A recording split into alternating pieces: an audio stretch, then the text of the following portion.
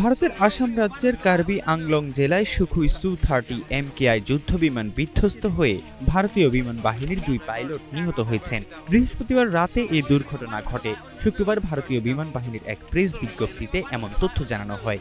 নিহত 2 পাইলট হলেন squadron leader অনুজ ও flight lieutenant পূর্বেশ দুরাক্কর। ভারতীয় বিমান বাহিনী জানায় সুখুই সু-30 MKI যুদ্ধবিমানটি একটি প্রশিক্ষণ মিশনে ছিল।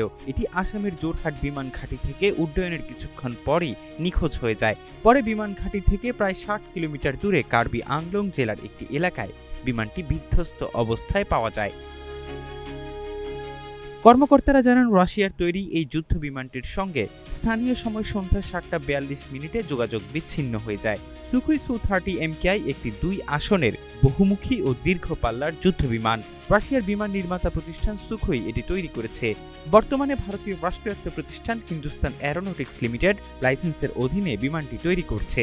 ভারতীয় বিমান বাহিনীর বহরে বর্তমানে 260টিরও বেশি সুখুই সু-30 MKI যুদ্ধ বিমান রয়েছে।